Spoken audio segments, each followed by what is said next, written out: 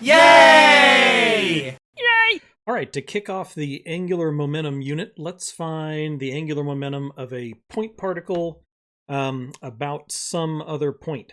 For right now, let's take the angular momentum about the origin. We always have to refer it to a certain point. I'll show you why. Here's the idea. If I got a mass m right here, moving at a speed v, and its vector from the origin is this green line r, this green vector r. What I want to know is what is the angular momentum? We use the letter L for angular momentum. I'm not sure why. Maybe in the comments someone will tell me why. We use L for angular momentum. L is, for a point particle, you can derive it from other principles. Right now, we'll just take it as a definition. It's just r across p. So this is the r vector crossed with the momentum vector. Okay, so to do this, we need to go back and remember how to compute cross products. So in general, if I've got A cross B, remember how this works. What I have to do is just make a little wheel, x to y to z, and then back to x. I just make that little pattern. And then A cross B, to get the x component of A cross B, I start here with x, if I want the x component, and then I just sort of read off in this direction, just working around the circle. So the x component starts with a, y, b, z. So I'll write that down, a, y, b, z minus, and then I just flip them, a, z, b, y. Okay. If I want the y component, I start down here with the y, and then it's a, z, bx, a, z, bx minus, I flip it, ax, bz. That's done. And then the z component, I just move around the circle again. Ax, by minus, I flip it, ay, bx. And I'm done. Okay, that's the cool way to do it. So there's no determinants. You don't have to worry about the -1 in the middle for the middle column, all that confusing stuff. So there it is. Okay, so there's my r across p. So for this example, I put with the vector components of r. Anyway, we have the vector components of r. So this is going to be, what is that? That's the vector in the x direction. It's -8 in the x direction, right? And then 6 in the y, 0 in the z. And then I'm crossing with momentum. Momentum is mass times velocity, right? So that's just going to be, let's see, over here I say that the mass is 2 and the velocity is 12. So that's going to be, what, 24 in the x direction, nothing in the y and the z. Okay, so there's my two vectors. So if I take the x cross the y, what am I going to get? My angular momentum, which is going to be a vector. Angular momentum is going to be, let's see, if I look down here, notice that the second vector, the p vector, only has an x component, right? So when I take the cross product, anything involving, like down here, a by or a bz, by, bz, those are just going to go away because those components are 0. And likewise, anything with an az is going to go away. Boop, there's that one. Well, now there's only one term left, right? The only thing that we have to do, which is nice, is just that one term left in the z component, minus ay bx. So this is just going to be minus ay bx, 6 times 24. So it's minus 144. I get 0, 0. Okay, there we go.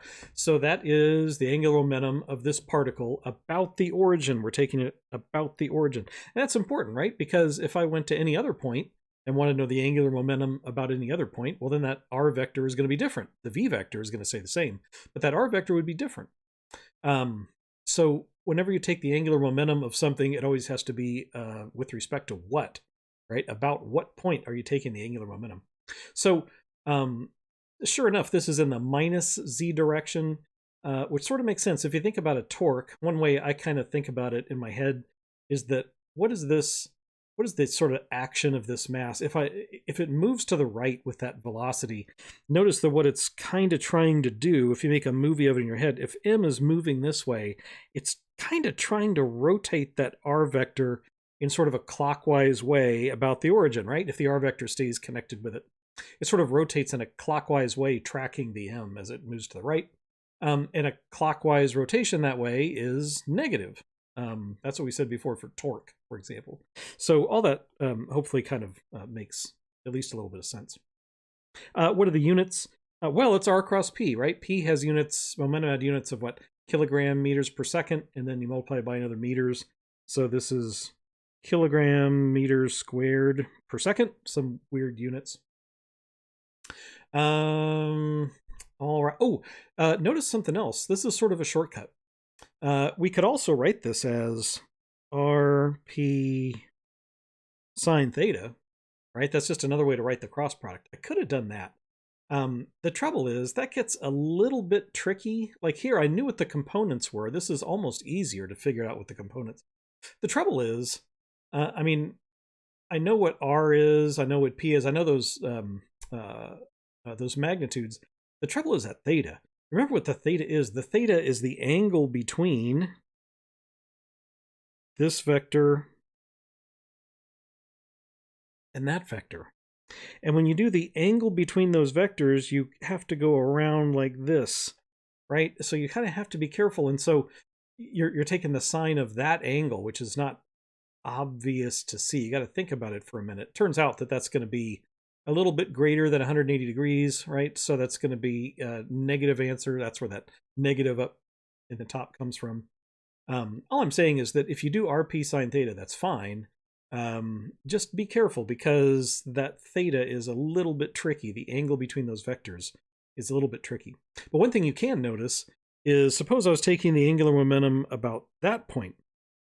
Well, about that point, what is the theta between those vectors? It'd be like 180 degrees, right? And so that'd be 0. So the L about this point is 0. And if I were doing the L about this point, some point back here, that would be 0 also, because R and V would be in the same direction. Theta would be 0. So, and sine of 0 is 0.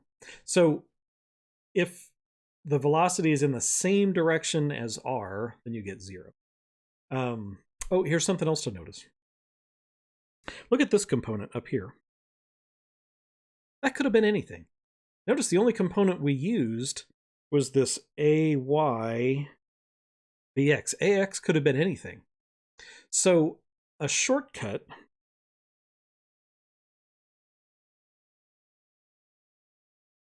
for examples like this, where you have something that's just moving linearly with respect to some other point, the shortcut is all you really need is that Y component, right? All you really need is that 6. All you really need is, let me choose a different color. All you really need is this distance. Sometimes it's called D, sometimes it's the impact parameter. It's known by a whole bunch of different names. But basically, all you want is just the vertical, I mean, in this case, vertical, but just that perpendicular distance from the axis is really what you want, because it could be, the x component could be anything. So the shortcut is that the magnitude of L is just going to be, so it's just mvd. There we go. So that's sort of the shortcut. It's just the momentum times that distance away from that axis. So as we go along, we'll probably use that. Here's another thing to notice. What if the motion isn't linear, but you've got something moving around in a circle? So in the example of circular motion, suppose I have some m, and then here is r, and then here is v. Get this thing to sort of match up. There we go. So here's r vector, and here's v vector, right? If something is moving in circular motion around the circle, r and v are always going to be perpendicular to each other, right? Because v is always tangent to the circle and r is the radius. In that case, the sine of the angle between the vectors is always going to be like 90. And the sign of that is always just going to be 1. So all you have for circular motion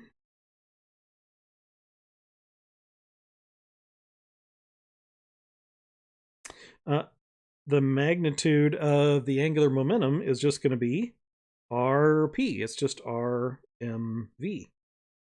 Okay, so that'll be something to remember for some of our problems. There's another way I can write this, by the way. RMV. I could also write this. Remember what V was in terms of angular quantities. V was omega times R. So I could write it like this. I could write it as M R squared omega. I could write it like that because V is R omega. But then look at this. What is mr squared from what we've done before? Remember what that is? That's just I. So another way I could write this is just I omega. The angular momentum in general is just going to be I omega, which kind of makes sense, right?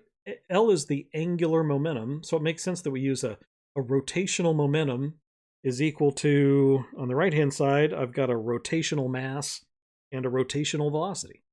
So this is the analog of P equals mv for linear, or center of mass motion, right? So we just change P for L, M for I, V for omega. That's what we've been doing in all of our formulas. This also works for extended objects. This is where we're going to be going next. Because suppose I have some extended object in 3D. So maybe this is my Z and my Y and my X. And then I have some kind of a crazy object of arbitrary shape. But look, every little bit of mass, so here's a little bit of mass, as this thing rotates around some axis, like the Z-axis, as it rotates around, that little bit undergoes circular motion, right? Every little bit of the thing undergoes circular motion around the axis. And so if I add all of those up, the total angular momentum is just going to be the sum of all the little mr squareds times omega, right? And so that's just going to be I omega from what we did before. So for extended objects that are rigid objects, sometimes it says in the book, rotating around some axis, L is just going to be I omega. So we will definitely use that as we go along.